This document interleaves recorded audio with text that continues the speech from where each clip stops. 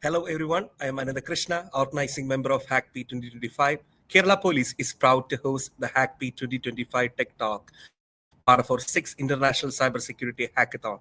This year's theme, Automating the Fight Against Online Harm, focus on building smart, scalable solutions to help law enforcement prevent, detect, and respond to online child sexual exploitation and abuse.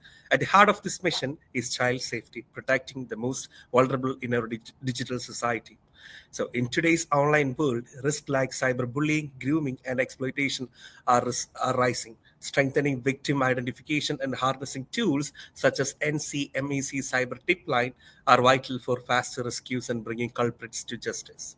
We are privileged to welcome our distinguished speaker, Mr. Matthew Dompier, a leading international expert in child online safety with over 18 years of experience in child welfare advocacy and law enforcement capacity building. He has dedicated more than 14 years specifically to online child sexual exploitation and victim identification. Matthew has served with Interpol's Crimes Against Children unit as a criminal intelligence officer and earlier as a supervisor at the Child Victim Identification Program at National Center for Missing and Exploited Children. His work has also taken him to Nairobi with International Justice Mission, and he began his journey in child welfare by developing a street outreach program for at-risk youth in Alaska. Matthew holds a master's in international human rights law from American University in Cairo and brings unmatched expertise on how international mechanisms like cyber tipline can be used effectively to protect children worldwide. So it is my honor to now invite Mr. Matthew to lead us through this important session. Over to you, Matthew. Thank you very much. Can you hear me well?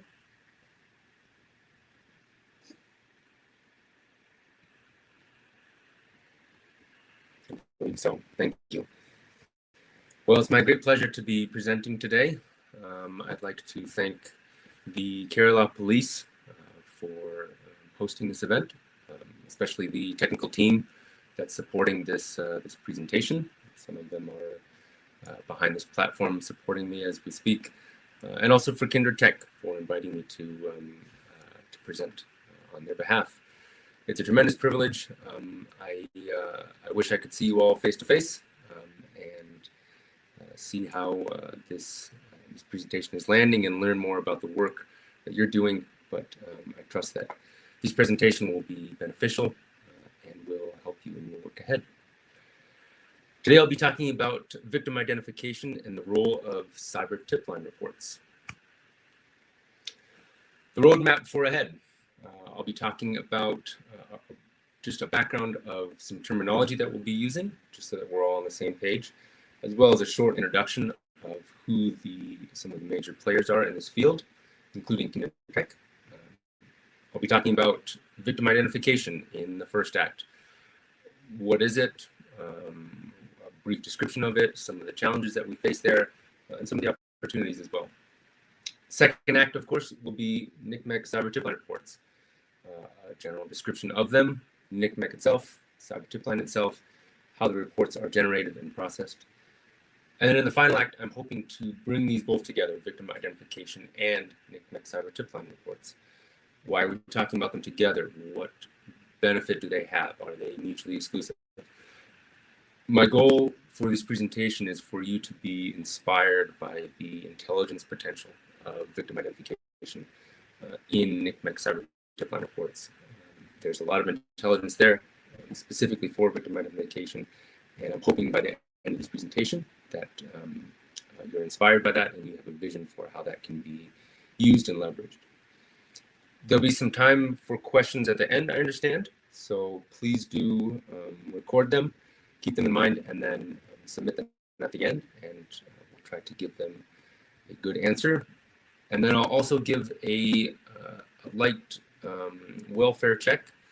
Not exactly a trigger warning perhaps, but we are talking about child sexual abuse material, specifically child sexual abuse in real life. And it would do us all good to take a moment and make sure that we're in a good state of mind before we proceed. I'll begin with a short overview of Kindred Tech. Kindred Tech is hosting me today. And they develop, supply, and enhance technology solutions that strengthen the effectiveness of online sexual abuse investigators and hotline analysts. They exist to remove barriers, build global collaboration, and support those working to protect children and vulnerable populations online. You can see a couple of their technology solutions. For example, Catalyst. The VIX data model is a bespoke data model for child sexual abuse investigations. And then the ForceForge platform provides a collaboration point for developers, for example, at the Interpol DevOps group. You heard my bio at the beginning, so I'll just supplement a few points, perhaps emphasize a few points. My background is in social work. That's how I started in the field of child welfare and child safety. So I'll be bringing a perspective of sort of a child-first, victim-centric perspective. I've certainly worked in law enforcement support over the years, but I am not law enforcement, and my perspective will I hope, reflect that. As mentioned, I worked for the National Center for Missing and Exploited Children, as well as Interpol, and I'll just emphasize that I'm not speaking on behalf of either one of those organizations, just sharing what I've learned along the way. A few terminology guidelines, terminology points. I'll reference the Luxembourg guidelines. I'll actually put that link in the chat here.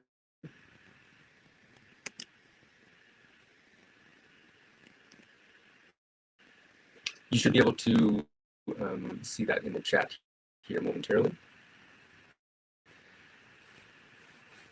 The terms I'm describing now are just for our familiarity so that we can proceed without any sort of confusion. We have some clarity around terms. For example, child sexual abuse material, often abbreviated as CSAM. This is images, these are images and videos that depict child sexual abuse. Some of it may be quite egregious, some of it may involve sexual contact. Other times it will just be the child that is depicted alone in the image or the video. It may be more or less egregious. It may not qualify as, it may not depict criminal behavior in one jurisdiction, while in other jurisdictions it would qualify as criminal behavior. So there's a range of it, but it will all go under child sexual abuse material from the children's perspective. So this will be a victim-centric perspective, and if the child is in danger and harm, then it would be child sexual abuse material, or CSAM. Victim identification is pretty straightforward. It's looking to identify the child victims that are depicted in the CSAM, often shortened or abbreviated as VID. The National Center for Missing and Exploited Children is often abbreviated as NCMEC or NCMEC. They simply just will say NCMEC, or the National Center. Electronic service provider, ESPs. This would include internet service providers as well as social media platforms, app providers, anything that provides an electronic service. This might also include infrastructure that is more behind the scenes of internet usage today, something like Cloudflare that would do hosting or redirecting. Safeguarding will be a more broad term, and there will be different descriptions of it, but here I'll be referring to the point at which the victims are identified. So there's more to identifying victims. We might be able to, if you were to watch this webinar, you'd be able to identify me as Matthew Dompier. You may even be able to identify that perhaps I'm in North America or in the United States right now. But if there was some sort of intervention needed on my behalf, you'd have to go a step further than just sort of naming it and recording it. You'd have to have some sort of local intervention. Now, in victim identification, in cases of child sexual abuse, this might involve, usually should involve, law enforcement intervention. This might be dramatic. They might come kicking in the doors and rescuing the child. Other times it might just be a simple welfare check.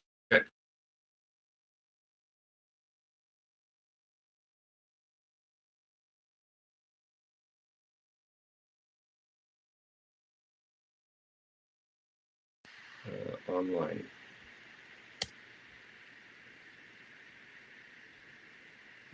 Am I still good? I saw my camera cut out for a second.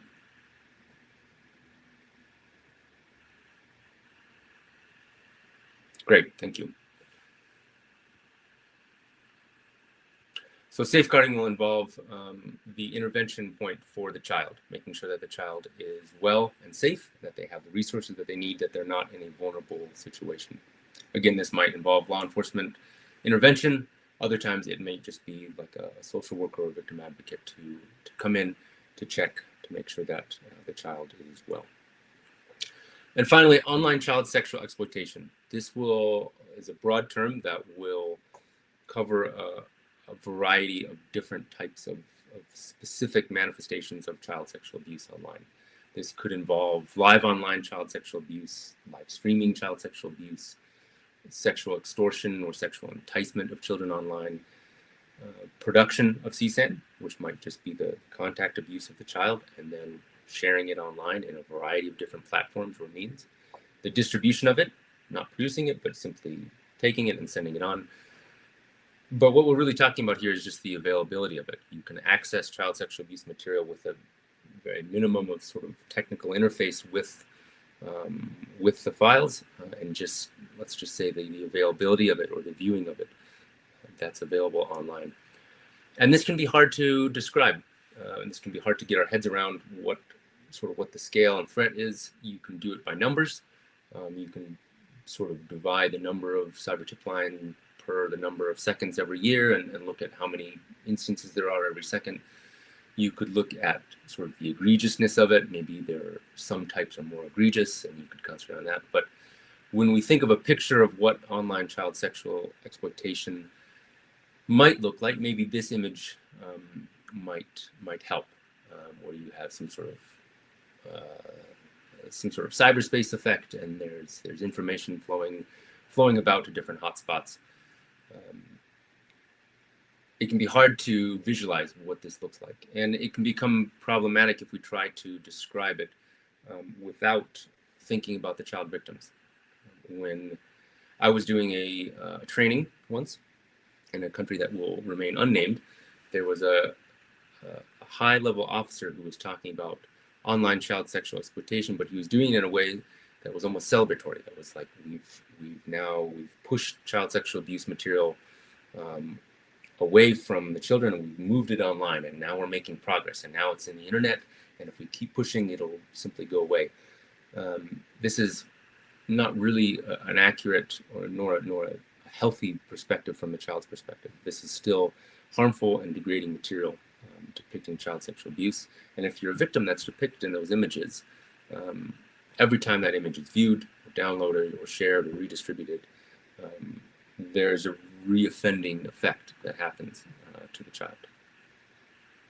And when we talk about what the internet looks like, of course, I'm perhaps legally and maybe even by force of nature compelled to show pictures of icebergs. And it is, I joke slightly, but it actually is helpful to understand where and kind of what the internet might look like.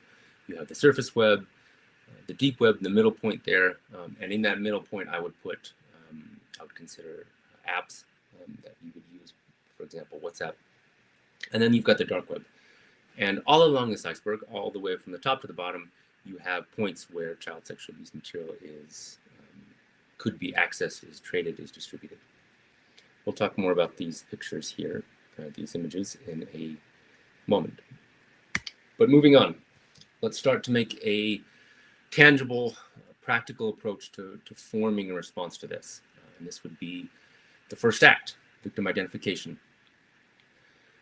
Now, victim identification a response of victim identification might classically look like a small team of specialists that are reviewing CSAN, that are organizing it, categorizing it. These are law enforcement professionals. They've been trained. They may work with private contractors or nonprofit advocacy groups such as NCMEC. They may use a variety of technical tools, but largely they will be law enforcement or law enforcement endorsed. There'll be a small team, some larger than others in different countries, but they collect the material, they organize it, they catalog it, and they look to groups of images and videos together that depict the same victim. And then if the victim is known, fine. If it's unknown, they'll look to identify the victim. They'll look to gather new material. If it's new, they'll look to see who else knows about it and try to identify the victim as depicted. I've listed out some process strategies and best practices of victim identification. This is by no means a comprehensive list, but from my experience, this is what these are a few points that ought to be emphasized. The process of victim identification is proactive. You need to be going out and making an effort to look at it. Some of the best cases I have worked involving the identification and safeguarding of a child began with material that was not illegal. It was, one might say, family photos or just benign images outside. You need to be proactive and be able to identify when a case might have potential and then go out and look for good, better, best evidence, best intelligence. Actions may not be motivated by the need for legal evidence, but rather motivated for determining and securing the welfare of the child victim that's depicted. The process of victim identification is iterative. It means circling back to old cases, re-looking at them with fresh eyes or with fresh intelligence or fresh technology. For example, you might have a higher resolution picture now that you didn't have before. Perhaps you have new sets of images of the child victim that you can now group together, and this provides a few extra clues that will give you push the ball down the field a bit more. There might be new technologies available that you can circle back to old cases and look at, and not just use the technology moving forward. So you need to keep going back and looking at it again and again and again. The process should be a deconflicted one. It ought to be a deconflicted one. Online child sexual exploitation is a global phenomenon. So not every agency or jurisdiction in the world will have an equal amount of intelligence or access to the material. It's vital that law enforcement agencies deconflict with one another to ensure that efforts are not duplicated and that, more importantly, benefits are compounded. To me, if an agency wants to waste resources doing work that's already been done, fine, that's up to them if they want to use their resources like that. But what I would be concerned about is the cases that are not being reviewed or worked on because the agency is focused elsewhere. So deconfliction is vital. Some of the strategies, leveraging technology. This goes beyond just using technology or using the latest technology. There is no technical silver bullet to this. Some of the best cases that I've worked at have involved very small features or even bugs in technology that allow us to gain an advantage in the case. If you were to Google swirl face, I'll put that in the chat. Google that, give it a read. You'll find a number of stories and all sorts of different articles of a case in which investigators saw some images and saw a particular effect that the offender was using and knew right away how to undo that effect in Photoshop. This wasn't some top secret, hacking of Photoshop that they were able to use. They just simply recognized one very specific tool in Photoshop and how to undo it. So it's understanding what technology can and cannot do. Another strategy of victim identification is knowing the target. So in victim identification, while the search may be for the child and for the rescue of the child or safeguarding the child, in fact, the target might be the offender. Children may not have the online presence or the public records to support a deep and thorough investigation. They may not be generating that much intelligence to work with, but the offender that's abusing the child or has access to the child might. So it's important to know that target, know what type of platforms they're using, where and when they might post or be online, know their acquaintances online, their contacts online. Of course, their various handles. They might have different handles or different nicknames on different platforms. Knowing how they write, how they communicate, even knowing their sexual preferences for offense. All of this will help understand who your target is and how to get, again, good, better, and best evidence. Finally, another strategy will be going local, and this is actually sort of the whole point of victim identification.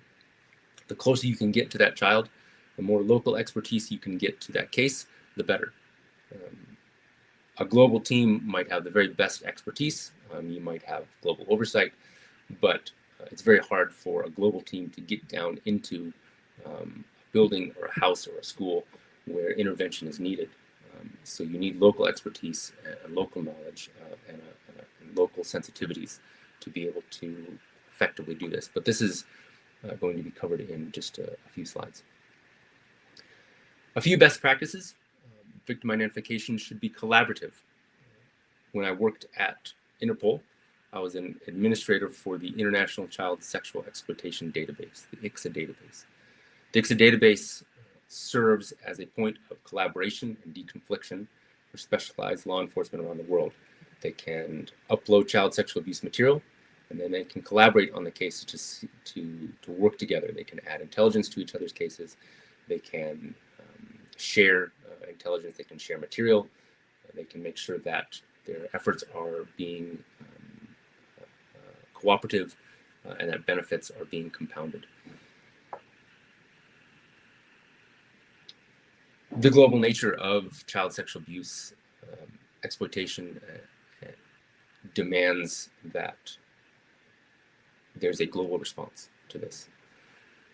ICSA also provides the opportunity to share. The best practice in victim identification is sharing. You need to be sharing information. You need to be sharing material, even if you're not sure if it's very, very important or you don't have a lot of it. One of the things that we often saw on the ICSA database is a question about maybe there was a script seen in the background of an image, or perhaps it was audio that was heard in the background of a video. And we would ask the community, does anybody recognize this?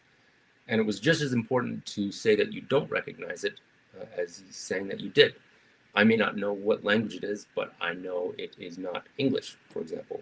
And putting that on there, or putting that detail in the group and sharing that information helps eliminate a whole geographic range of the world. Same with other languages. So sharing what you have, even if it's not very much, or even if you don't think it's very much, there's a whole community of experts that are willing to take that and work with it. And lastly, and perhaps most importantly, victim identification should be child and victim-centric. It's not dependent on prosecution or criminal law. It may require police intervention. It may require police authority or criminal or state authority to have that executive authority to be able to move and to do the operation. But the welfare of the child should not depend on that. This as a community, I think our obligations toward children go above and beyond that. And if the CSAM depicts a child who may be endangered, the obligation is to try to help the child. The offender may well get prosecuted along the way, but shifting the focus to the well-being of the child changes the whole narrative why it is important to process millions of cyber Tipline reports, for example. And it changes what intelligence might represent, intelligence like a cyber Tipline report, for example. One way to think about victim identification is a potential crime scene. So you have an image, or you have a crime scene, and they've cordoned it off, and they're working different. Law enforcement is working the area for different clues. They're looking at it, they're taking pictures, they're documenting it, they're recording it. The same way with victim identification. You have image or video of child sexual abuse, And there's going to be visual clues. There's going to be audio clues if there's a video. Digital clues as well. There might be EXIF information about the make or model of the camera. Even the resolution of the image might tell you what type of camera took it, whether it was the front or the back of your phone, whether it was a selfie or not. The file name of the image might tell you, or the file name of the file might tell you something about it. I had a case in which one of the things that actually, the thing that sparked my attention to it was the file name. It was being traded as a file name that was indicative of something that a camera might produce, and not, it hadn't been renamed. You might have intelligence on the environment. This could include, in a crime scene, of course, this would be bystanders or witnesses, or maybe some security CCTV that was available. But in victim identification and online child sexual exploitation, intelligence might include where the file was found, who was trading it, what they thought the file depicted, who they thought the victims were, how it was named, who they thought the producer was. All of that could be very helpful in tracing the file back to its source, to the producer of who first uploaded it to the internet, and where distribution started.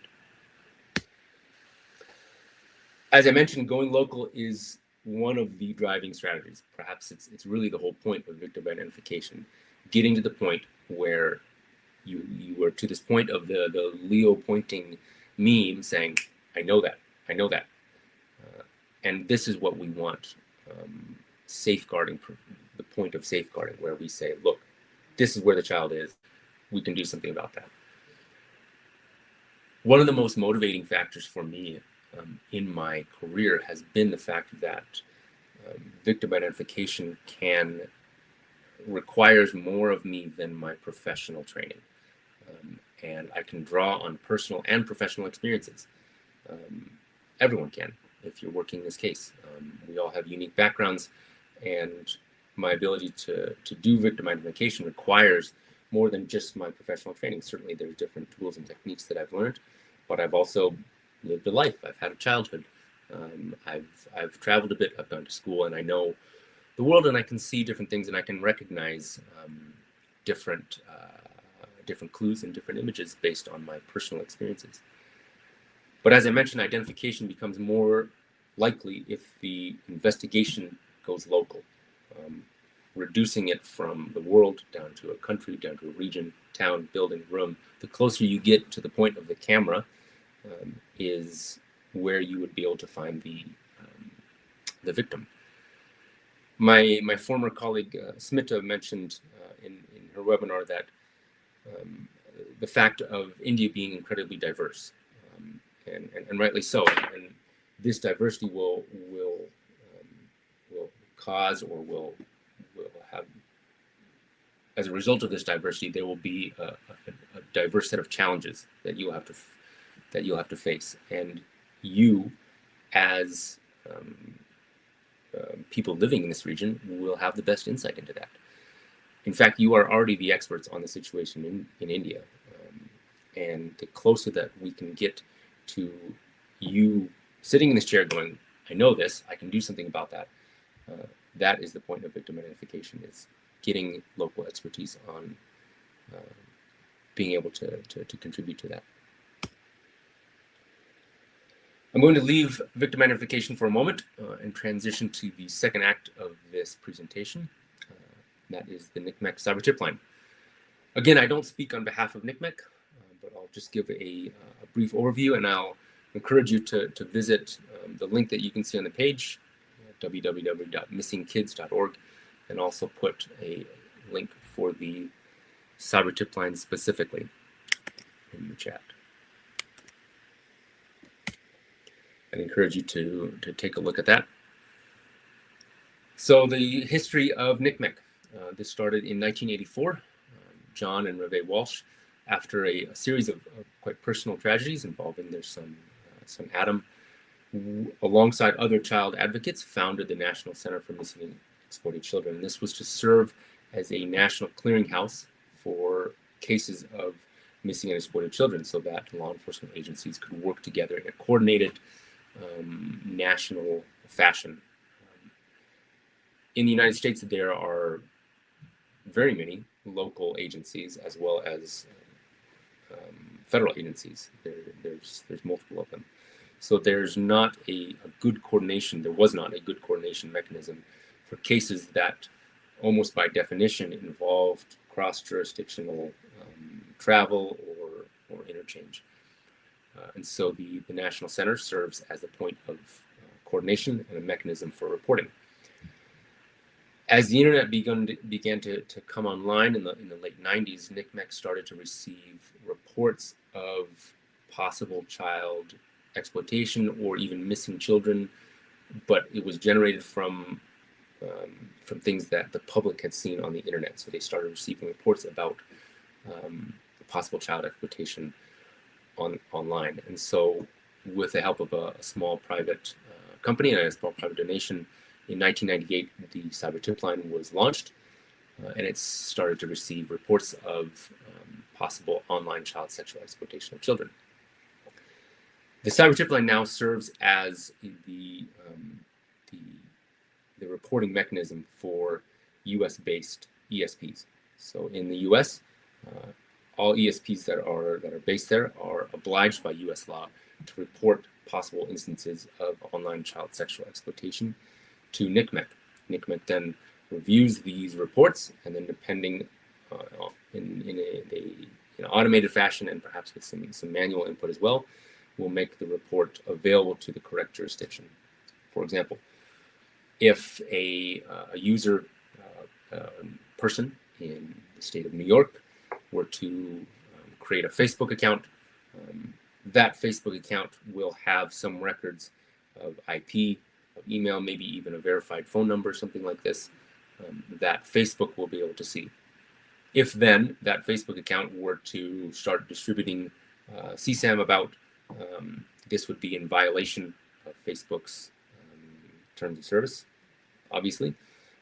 And Facebook is now obliged by US law to report this to NCMEC.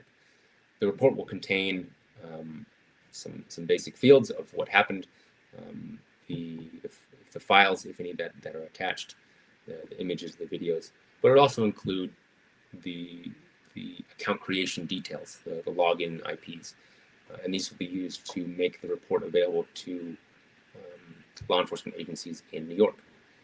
This is the general flow. Again, I would encourage you to take a look at those links and explore about. The website has a tremendous amount of information. They've done a lot of work to make a comprehensive response to this issue. There are more reporting categories. There's some specific reporting categories that ESPs are obliged to report on. They include child sex trafficking, child sexual molestation, misleading domain names, misleading words or digital images, online enticement, unsolicited obscene material sent to a child. As I might have skipped a few others, but there's a variety of them. However, the vast majority of reports concern possible child sexual abuse material.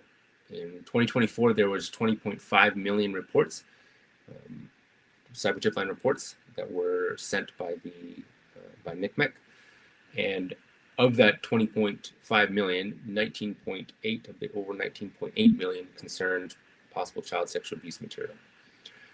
Now, it's important to emphasize that these are not legal definitions. These are terms and service violations. They may very well qualify later down the road for a criminal response, but at the point of reporting, they are a terms and service violation based on these categories. The ESP then has an obligation to report it. NCMEC then has a mission to make it available to law enforcement. Law enforcement then has a duty to review, and then criminal charges may very well be attached, but just because you receive a cyber tip line that is based on possible child sexual abuse material, it doesn't necessarily mean that it is illegal just on its face. A few issues that are worth pointing out with the NCMEC cyber tipline. These are really more of sort of recent or current issues that for your awareness. End-to-end encryption on platforms make reporting complicated, to say the least. End-to-end encryption is great for privacy on a platform, but it also blinds or screens the very platform itself from seeing child sexual abuse material sent or distributed on its platform. So this can be complicated technically, and then of course by policy it's controversial for platforms that say that they don't want child sexual abuse material, but then let's say self-blind from reporting it. Online enticement. Reports of online enticement have increased in the last few years, especially incidents involving boys. The boy victims are often tricked by fake social media accounts into generating images of themselves, self-producing images. And these images might not even be illegal. They might just be sort of compromising or embarrassing. And then the victims are then blackmailed by the offenders into sending money. So it may not be a sexual focus. It might actually be a financial. The criminals may be looking for financial gain rather than sexual benefit. Generative AI. Reports containing generative AI media rose in the last year. You can look at the numbers yourself. There's a lot of discussion about how much generative AI material is out there, and certainly is a lot, but you'll be able to look at the numbers yourself, and I'll let you make a decision about that. The data. So again, in 2024, there were 20.5 million reports made by the NCMEC cyber tipline. Usually the reports have been trending upwards through the years. 2024 marked a decrease in the numbers.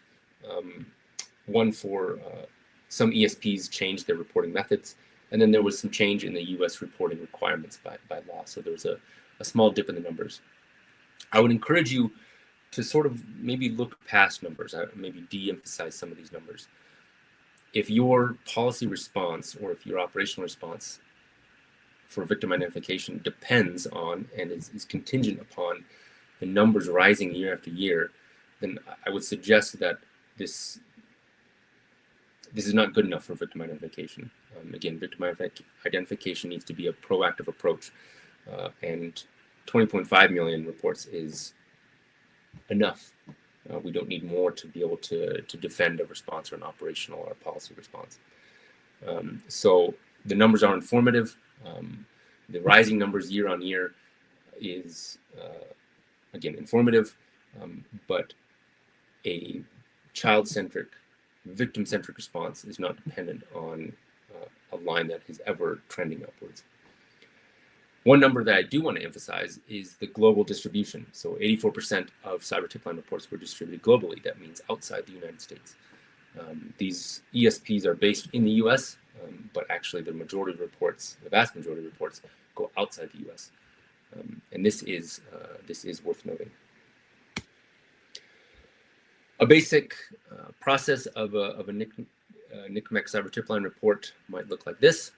The report is received by the law enforcement agency that receives it in the country where they're located. The report is classified by or categorized by the law enforcement agent.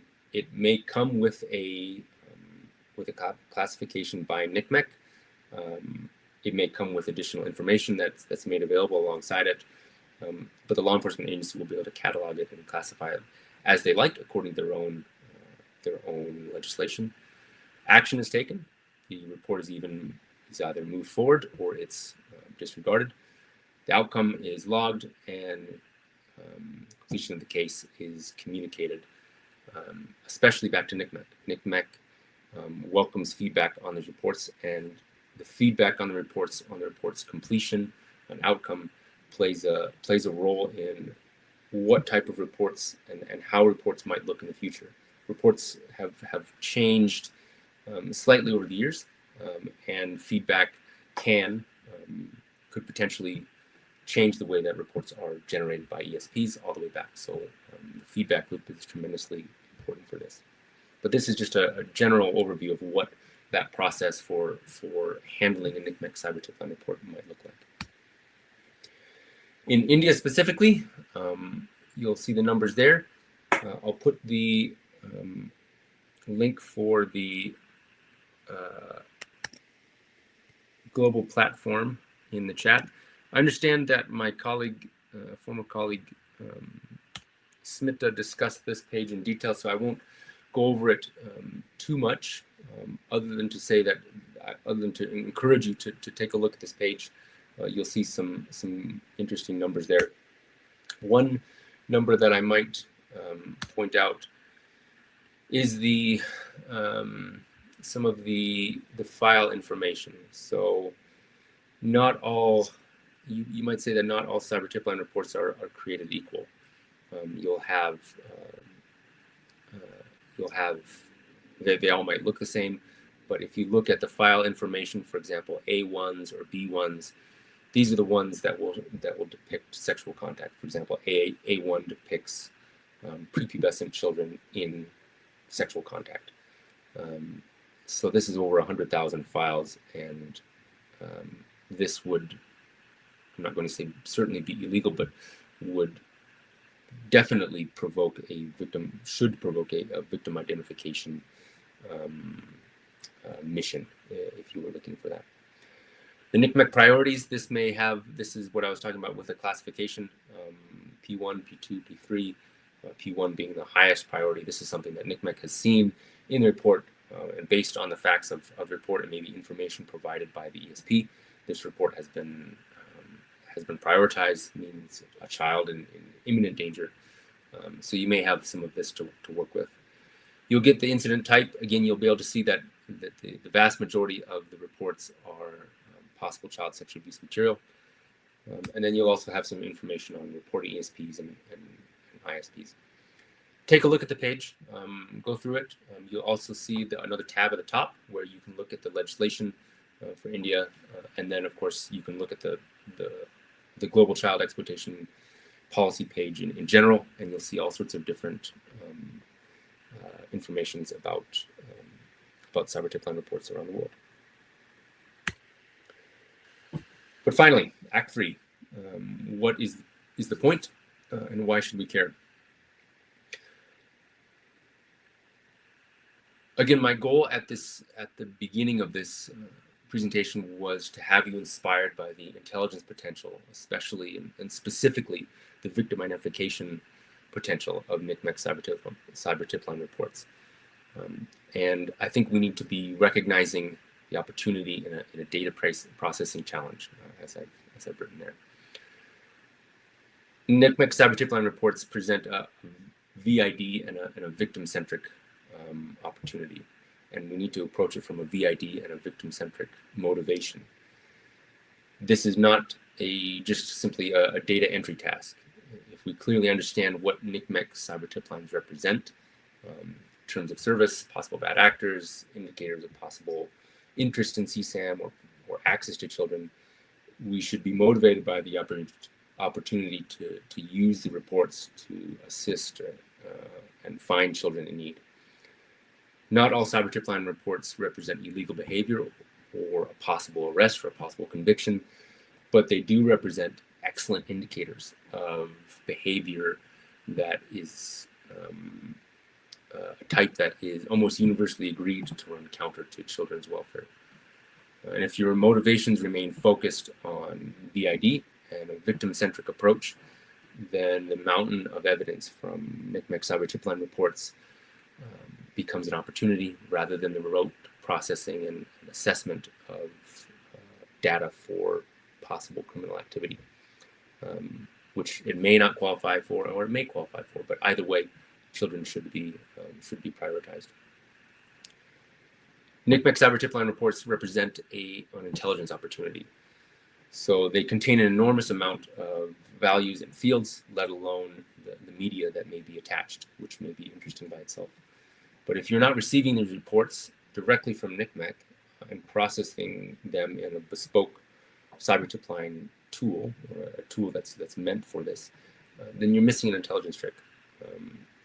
these reports can be used in tandem with other criminal operations, can be used in other ways by law enforcement to support other operations for child sexual abuse investigations. And finally, policy testing and refinement. Like I said, NCMEC welcomes feedback on these reports, and NCMEC is near the center. These reports are near the center of some very important policy issues right now about ESP's role in blocking or restricting harmful content on the internet. And how you handle these CTs will help inform a policy response on a federal, state, or a local, or even a civic level. There are certainly other perspectives to a national response to child sexual abuse online. But if you're not working these cyber Tipline reports, you're going to have a hard time engaging with that conversation, and you're missing an opportunity to engage in a discussion that is already ongoing, and that welcomes your input. So I do encourage you to learn more about this and see what you can do to learn more about the role that you could have in developing a robust policy response to these issues. Just like in VID, their best response to your NCMEC Cyber Tipline reports is a local one, a locally owned one. NCMEC Cyber Tipline reports are made available in a number of ways, including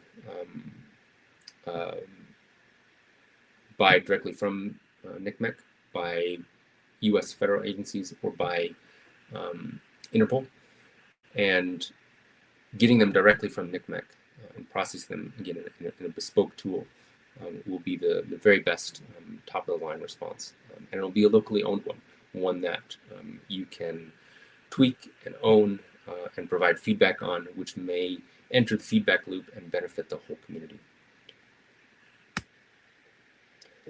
Coming back to this image, and in some type of closing, when we imagine what online child sexual exploitation and CSAM might look like, again, maybe this image is helpful. It might be helpful in communicating the size and the scale of CSAM distribution on the internet. It might be helpful in maybe as a metaphor for some of the technical complexities, or from the technology that might be required. But it also has the effect of, if we think about online child sexual exploitation, it has the effect of removing the victim from the picture and taking away a victim-centric focus. I think a better picture that we should keep in mind is this. This is where children live. This is where NCMEC Cyber Tipline reports are generated. Children are not floating somewhere on the internet. Victims are not lost in cyberspace. CSAM depicts real children who live on planet Earth. And this is not a hypothetical challenge, but is influenced by populations and demographics and internet usage, and that'll take place right there. NCMEC Cyber Tipline reports are incredibly valuable because they help point us to a specific place on this map. Remember, identification becomes more likely the more local we get. So region, country, building, room, etc.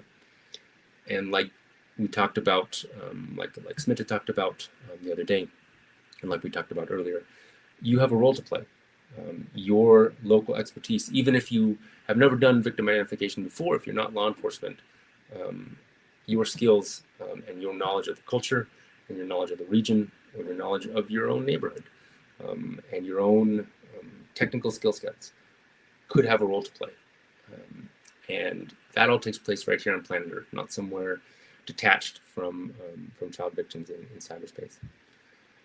And as a sort of final emphasis, I'll ask for people to put in the chat the answer. And the question is, what does this circle represent? If you know the answer, go ahead and put it in the chat, and we'll see if we can find a winner. What does this circle represent?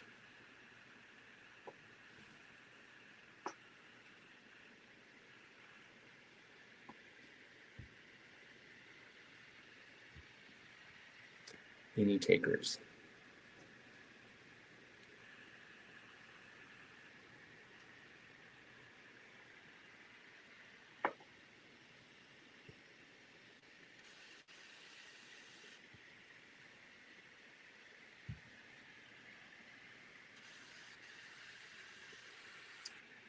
Any ideas? I see a lot of children. That's almost correct. I'll take that answer and show you the one I was looking for. Where NCMEC is located, another one. Pretty good. So this circle roughly represents over half the world's population.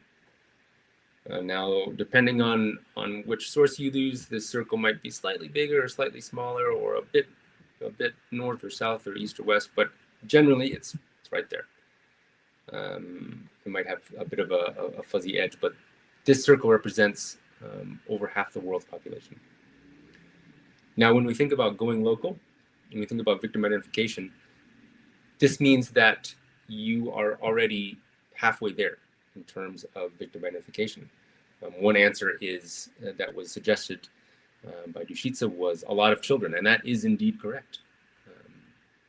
You're already halfway there. So this is not to say that this is not a point of responsibility or anything like that. This is an opportunity. This means that your knowledge of this region and your awareness of the issues that are a challenge and the issues that are a point of opportunity, this becomes incredibly important. And if you live inside this circle, then you are already halfway there in terms of victim identification. And I just think that is, one, that's just amazing to me. And two, I think that's very inspiring when we think about the opportunities that we have to shift the conversation about where the children are and what sort of needs that they have. I hope this presentation has been helpful for you.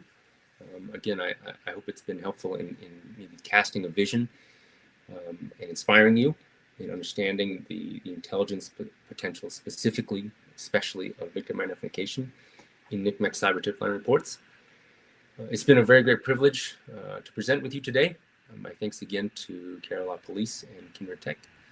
And I wish you the very best as you tackle these issues in India and globally. Thank you very much.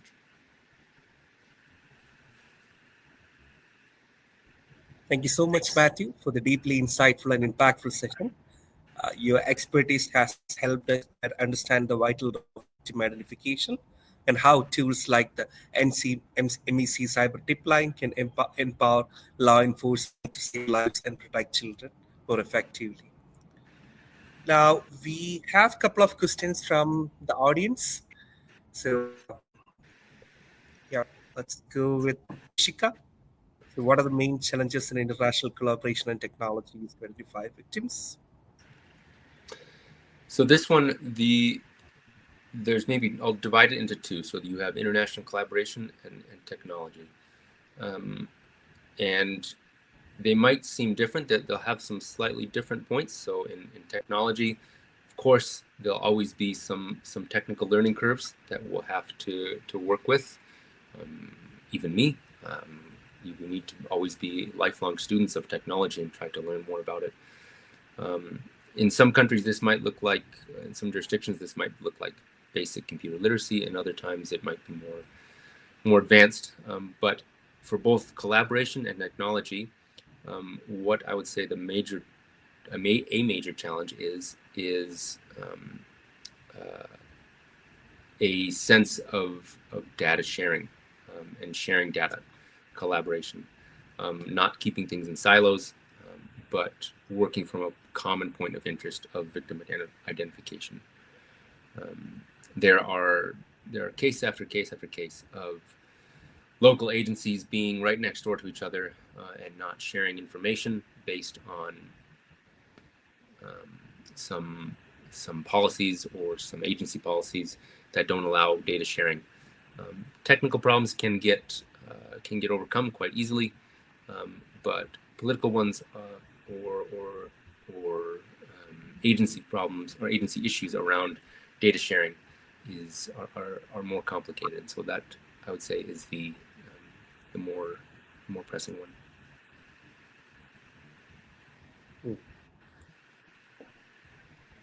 All right. So let's move on to the next one. What can non-law enforcement agencies do about victim identification? So non-law enforcement. So, for example, NCMEC is a non-law enforcement agency, organization. There's other ones. In Canada, you have C3P. In Europe, for example, you have some tremendous organizations like InHope or HAC'KP. And these come at the issue from a advocacy and a technical assistance point of view.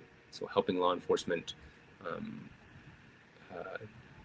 have the very best tools available to them and make the very best attempt at solving this. As a citizen or as a non-law enforcement, there's also different ways you can be involved with something with victim identification specifically. So, for example, trace an object with Europol. If you were to Google trace an object, I'm sure you'll find it. I don't have the link specifically with me right now. But you're able to look at sanitized images of child sexual abuse material, just the small clue that we need solved, and put in a response or a comment. And this may be used to help law enforcement determine a jurisdiction. So that is one way. NCMEC has done this in the past as well. They've made a victim identification lab available on in specific conferences that they've attended. But this would be one example that you can contribute to. And of course, this hackathon, this is exactly what we need, is more people coming out with ideas, tools, based on their understanding of what the challenge is.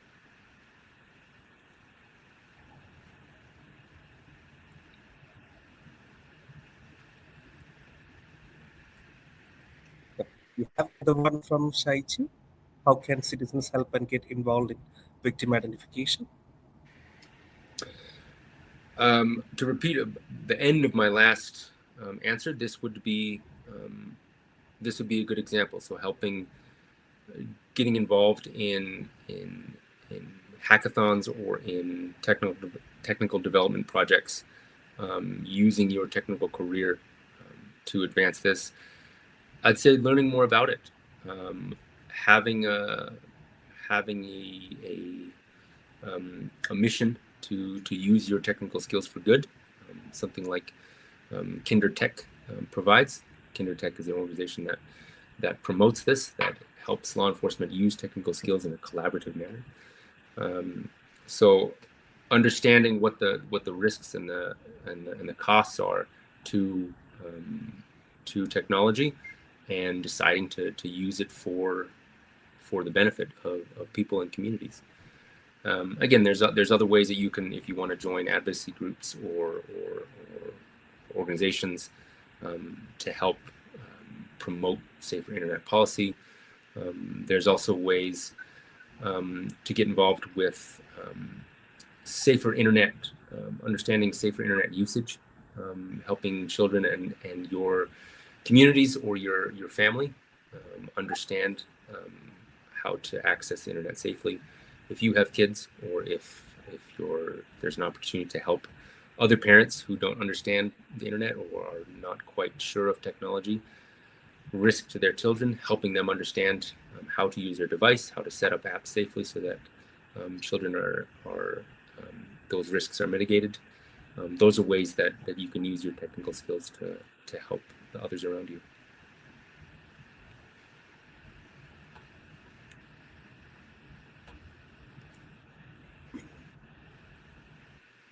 All right, we have another one. How do ESPs not based in the US handle these type of incidents? ESPs not based in the US. So we've had some change recently. There's been some recent changes in Europe that will make different requirements for ESPs based in the EU. Australia has placed different requirements on ESPs as well, but those are not necessarily dependent on the ESP being based in Australia. Really, it's up to the jurisdiction where the ESP is, and I think this is why it's very important to have a good understanding of the policy around this and to get involved in it from a grassroots level. These ESPs are businesses.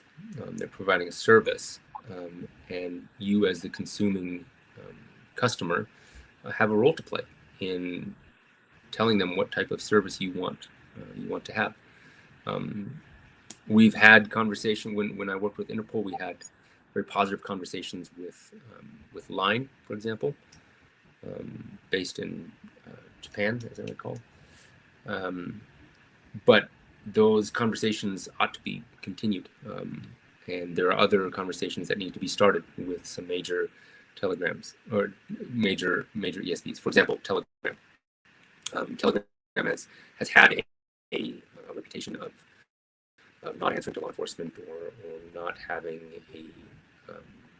not being held to account in a specific jurisdiction.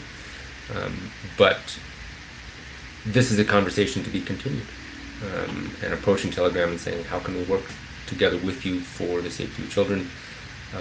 All of this will take place on the level of advocacy and conversation.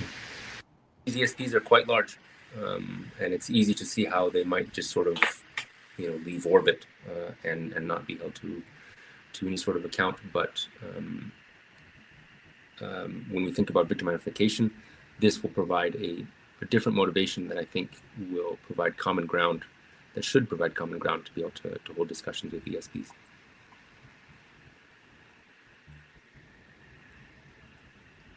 Good. All right, you have another one from Praveer. How are the NCMEC cyber transferred and processed? Are there any platforms or software that are being used?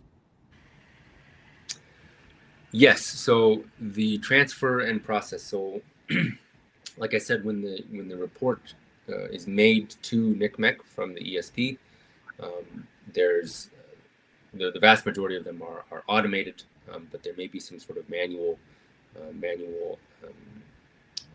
processing of the report, and then they're made available to the appropriate jurisdiction.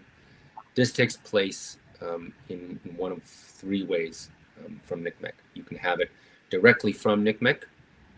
NCMEC will make the report directly available to you via VPN. Two, they'll make the report to the jurisdiction available by a U.S. federal agency, by DHS.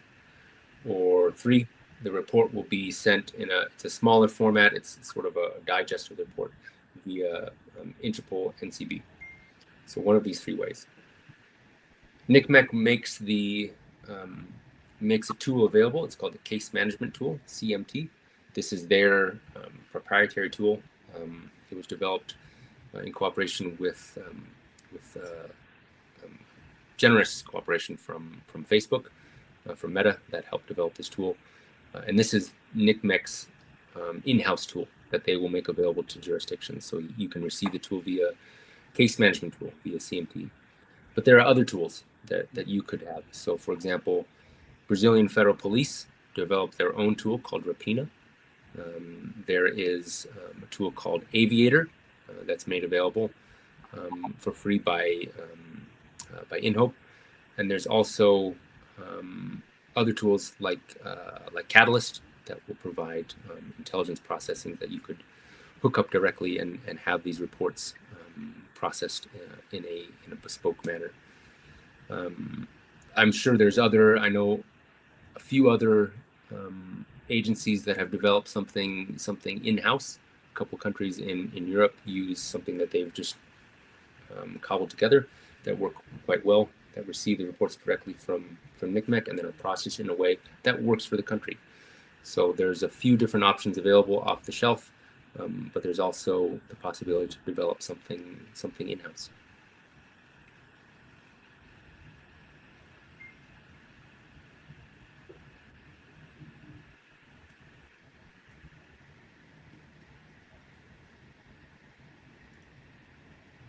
All right. So, do we have any more questions? So,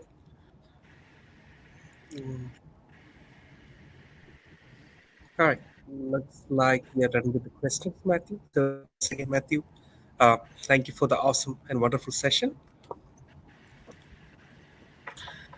So, to everyone joining us today, thank you for being a part of HACCP 2025 Tech Talk series. The hackathon is moving ahead. Its grand finale from 1st October at Taj Hotel, Kochi. While registrations are closed, we invite you to stay tuned, follow our journey, and support the innovations that are being built to make the online world safer for children everywhere. On behalf of Kerala Police Cyberdome, we wish you all the best.